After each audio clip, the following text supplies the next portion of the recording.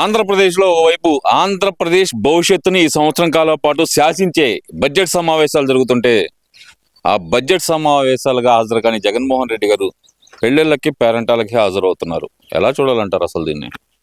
అన్నా మనం ఒక్క విషయం ఫస్ట్ ఆఫ్ ఆల్ గుర్తుపెట్టుకోవాల్సింది ఏంటంటే, గత 5 సంవత్సరాల్లో ఒక రాష్ట్ర ముఖ్యమంత్రిగా అసెంబ్లీలో ఉండి ముఖ్యమంత్రికి ఉన్న స్థాయి దిగదార్చిన వ్యక్తి వైఎస్ జగన్మోహన్ రెడ్డి గారు. ఎందుకంటే అసెంబ్లీలో ఏం మాట్లాడాలి, ఆర్థిక వ్యవస్థ ఎట్లా ఉండాలి, ప్రజా పరిపాలన ఎలా ఉండేది అండ్ సైకో అండ్ కో టీంకి తెలియదు. ఎందుకంటే వాళ్ళ ఒక అసెంబ్లీని ఒక పేరెడ్ గ్రౌండ్ లాగా, ఫుట్బాల్ గ్రౌండ్ లాగా చూసి ఆ బూతులు మాట్లాడుకోవడం, తిట్టుకోవడం, ఇకైకలు నవ్వుకోవడం, సైకో శాస్త్రాలు చేసిన వ్యక్తి జగన్మోహన్ రెడ్డి.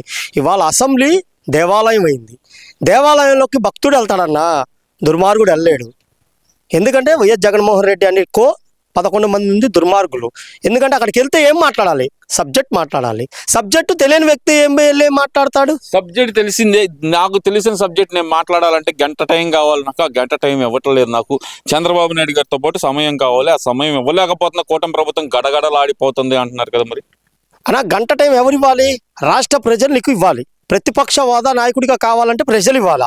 రాష్ట్ర ప్రజలు నువ్వు అనవసరం ఒక డస్ట్బిన్లో డస్ట్ పేపర్ లాగా తీసి పక్కన పెట్టేశారే, మరి ప్రతిపక్ష హోదా నీకు ఎట్లా ఇస్తారు? గంట టైం నువ్వు పులివెందల ఎమ్మెల్యే మాత్రమే వైఎస్ జగన్మోహన్ రెడ్డి. అందుకు 11 మంది ఎమ్మెల్యేలే, ప్రతిపక్ష నాయకుడు కాదు. మీరు అడగమాకండి, మేము చెప్పకూడదు. ప్రతిపక్ష నాయకుడు కాదు, 11 మంది ఎమ్మెల్యేలతో కలిసి ఒక ఎమ్మెల్యే షాజహాన్ ఎమ్మెల్యేకి ఎంత ఇస్తారు? ఏ ఎమ్మెల్యేకి ఎంత ఇస్తారు? అట్లాంటప్పుడు మరి జగన్మోహన్ రెడ్డి గంట ఇచ్చినప్పుడు కూడా 175 నియోజకవర్గాల్లో అందరు ఎమ్మెల్యేలు గంట ఇవ్వాలిగా. మీ రూల్స్ ప్రకారం మాట్లాడుకుందాం. మరి అట్టిస్తారు గంట? నీకు ప్రజలు ఇవ్వాల. 175 సీట్లు గెలిస్తే 11 సీట్లు పక్కన పెట్టారంటే నువ్వు ప్రతిపక్ష హోదా కోదిపోయావు. నువ్వు ఒక ఎమ్మెల్యేకి టైం అడుగు, ఇస్తారు. అడుగు. అసలు నువ్వు అడగడానికి క్వశ్చన్ నువ్వు లేక, నీకు ఏం అడగాలో తెలియక నువ్వు అసెంబ్లీని బైకాట్ చేసి, నువ్వు ఒకటి గుర్తుపెట్టుకోండి జగన్మోహన్ రెడ్డి గారు అంటూ 11 మంది టీంకి ఒకటే మాట చెప్తున్నావు. మీరు 11 మంది ఎమ్మెల్యే గెలిచి వాళ్ళు తింటున్న తిండి, తిరుగుతున్న కారులో డీజిల్, మీరు తాగే మినరల్ వాటర్ ప్రజలు కట్టే పంతో వస్తుంది.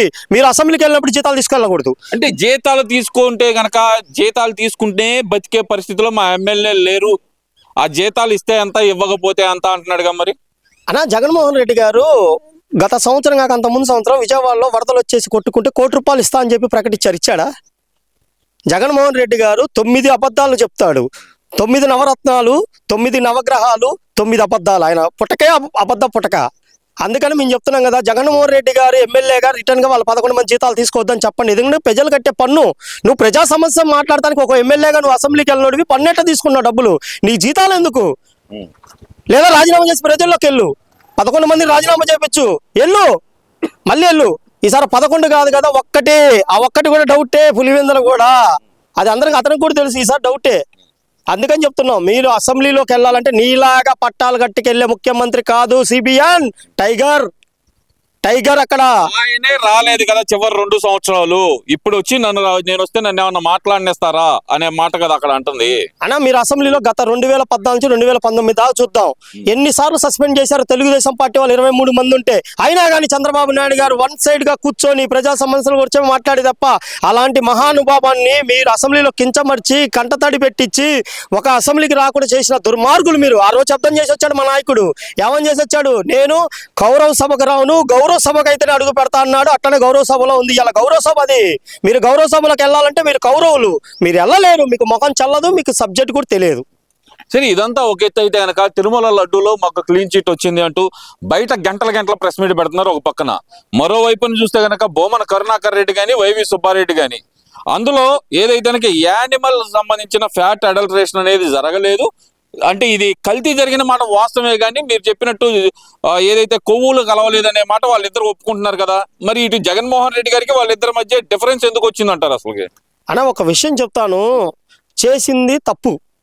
తిరుమల పవిత్రను దెబ్బతీసిన పార్టీ వైఎస్ఆర్ కాంగ్రెస్ పార్టీ. రాష్ట్ర ముఖ్యమంత్రి చంద్రబాబు జగన్మోహన్ రెడ్డి గారికి తెలియకుండా ఏమి జరగదు. ఎందుకంటే అక్కడ టీటీడీ ఈఓ చైర్మన్గా చేసింది వాళ్ళ బాబాయ్ వైవి సుబ్బారెడ్డి గారు, తర్వాత భువన కరుణాకర్ రెడ్డి గారు. వీళ్ళిద్దరు కలిసి జగన్మోహన్ రెడ్డి గారికి తెలియకుండా ఏమీ చేయరన్న అక్కడ పవిత్రత దెబ్బతీశారు.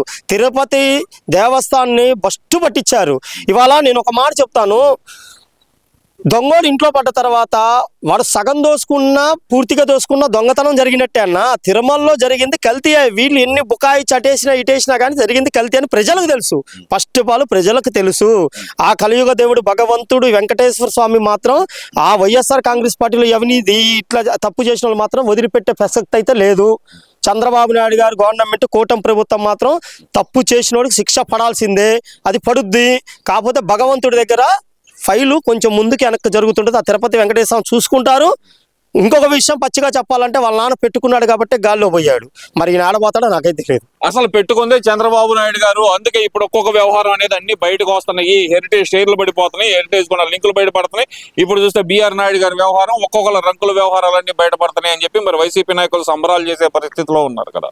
ఇది నిజమే అయినట్టయితే ఇలా వైఎస్ఆర్ కాంగ్రెస్ పార్టీలో ఉన్న ఈ చెంచాగాలు మొత్తం పొద్దున్న లేసి ప్రెస్ మీట్లు పెట్టి సొల్లు గార్చుకున్నారు. అది పేక్ వీడియోలు వైఎస్ఆర్ సోషల్ మీడియా పేక్ వీడియోలు సృష్టించి వాళ్ళకున్న పనే ఉంది. ఇప్పుడు వాళ్ళకున్న పని ఉంది. అధికారంలో ఉన్నప్పుడు ప్రజలు మర్చిపోయారు, డెవలప్మెంట్ మర్చిపోయారు. ఇవాళ వైఎస్ఆర్ కాంగ్రెస్ పార్టీలో ఉన్న లీడరు అందుకో వాళ్ళకి ఈ డెవలప్మెంట్ చూసి ఈర్ష పుట్టింది. ఈ జనసేన బీజేపీ తెలుగుదేశం పార్టీ కలిసి ఉంటే వైఎస్ఆర్ కాంగ్రెస్ పార్టీకి రాబోయే రోజుల్లో పుట్టగతులు ఉండవు. అది క్లియర్ కట్ వాళ్ళకి తెలుసు. అందుకనే అల్లజడి సృష్టిస్తానికి వైఎస్ఆర్ పేకు సోషల్ మీడియాని పెట్టి ఈ అరాచకాన్ని చూస్తున్నది. ఇంకోటి కూడా చెప్తున్నాం, ఈ రాష్ట్ర ప్రభుత్వం, ఈ కూటమి ప్రభుత్వం ప్రతి ఒక్క దానికి కట్టుబడి ఉంది. వీలైనంత త్వరలో ఇప్పుడు మీరు చెప్పిన బిఆర్ నాయుడు గారి మీద పెట్టినవి కానీ, ఇంకొక తిరుమలలో పెట్టినవి కానీ ఇవన్నిటి కూడా వెలుగు తీస్తుంది. ఒకటి గుర్తుపెట్టుకోండి, ఇక్కడ ఉన్నది సిబిఎన్ సీఎం గారు. మీరు రప్ప అంటే మేము తప్ప అని పగల కొడతానే ఉన్నారు. పక్క తప్పు చేసిన శిక్ష పడుద్ది. పడేదాకా చంద్రబాబు నాయుడు గారు నిద్రపోరన్న.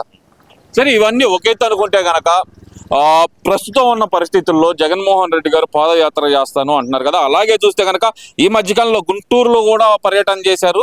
ఈ జన సందోహం విపరీతంగా వచ్చింది. అసలు ఇక్కడ కాపులను అనగదొక్కుతున్నారు. కాపు టైగర్ ని టచ్ చేశారు మీరు. మీ అందరూ అంత తెలుస్తాడు కాపు టైగర్ అంటున్నారు కదా. అన్న, కుల రాజకీయం తెచ్చేది ఒక వర్షం చెప్పు, గుర్తుపెట్టుకో. మన ఇండియాలో, భారతదేశంలో కానీ ఆంధ్రప్రదేశ్లో కానీ రాజకీయ పార్టీలు ఉంటాయి, ప్రాంతీయ పార్టీలు ఉంటాయి. ఈ వైఎస్ఆర్ కాంగ్రెస్ పార్టీ పుట్టిన కానించే ప్రాంతీయ కుల పార్టీలు వచ్చినాయి. అంతకుముందు కుల పార్టీలో ఏ పార్టీలో అన్ని కులాలు ఉంటారు. ఒకటన్నా మీరు లాజిక్ ఒకటి మర్చిపోతున్నారు. మరి అంబటి రాంబాబు గారిని అరెస్ట్ చేస్తే కాపుల్ని అరెస్ట్ చేశారు, టైగర్ని అరెస్ట్ చేసి అన్నారు. మరి పాసోని కృష్ణమూర్తి అరెస్ట్ చేసినప్పుడు వీళ్ళంతా సోగ్గాలందరూ ఎడిపోయారన్నా. ఈ సోగ్గాలందరూ ఎడిపోయారు. మరి జోగి రమేష్ని అరెస్ట్ చేసినప్పుడు ఈ సోగ్గాలందరూ బీసీ నాయకుడేనా? మరి ఈ వల్లభనేని వంశీ మీకోసమే కదా రాజకీయ జీవితం నాశనం చేసుకొని ఇలా పిచ్చోళ్ళకి తయారయ్యాడు. మీకోసమే కదా. మరి అడ్డెడిపోయారు ఈ సోగ్గాలందా. అంటే ఒక అంబటి రాంబాబుని టచ్ చేయగానే సినిమా అన్న. అంబటి రాంబాబు గారి చరిత్ర గురించి రాష్ట్రం మొత్తం తెలుసు. వదరగా సత్తెనపల్లిలో తెలుసు. ఒక అంబటి రాంబాబు గారు ఒక మంత్రిగా చేసి సత్తెనపల్లిలో ఎంత నాశనం చేశాడో అనేది అక్కడ ప్రజలందరికీ తెలుసు. ఇవాళ ఏంటంటే ఇక్కడ కూటమి ప్రభుత్వం అన్ని కులాలని కలుపుకొని పకడ్బందీగా ఉంది కాబట్టి కులాల మధ్య చిచ్చు రాజకీయం ఇది. కాపులు ముద్రగడ్డ పద్మనాభం, అంబటి రాంబాబేనా కాపులు? ఇంకా లేరా? కన్నా లక్ష్మీనారాయణ కాపు కాదా? ఒక సీఎం హోదా దాకా పోయి వచ్చాడు. ఆయనకు తెలియదా? పవన్ కళ్యాణ్ గారు కాపు కాదు. పవన్ కళ్యాణ్ గారు కాపు కులాన్ని తెలుగుదేశం పార్టీకి దూరం చేసి ఈ రాష్ట్రంలో కూటమి ప్రభుత్వాన్ని విచ్చలవిడిగా చేయడానికి ఒక YSR Congress party psycho Jaganmohan Reddy గారు మొదలుపెట్టిన గేము. అందులో బలి పశువు అవుతుంది అంబటి రాంబాబు. ఎందుకంటే వల్లభనేని వంశీకి చెప్ప చేతికి ఇచ్చినట్టు అంబటి రాంబాబు నెక్స్ట్ చెప్ప చేతికి టికెట్ కూడా లేదు. ఎందుకంటే ఆయన కూతుర్ని లేపుతున్నారు కదా. ఆయన మొన్న వచ్చి ముద్రగడ్డ పద్మనాభం అంటాడు మమతా బెనర్జీ టైపులో ఎగలాలన్నాడు. అంటే మమతా బెనర్జీ మనకు ఆ భాష వద్దన్న.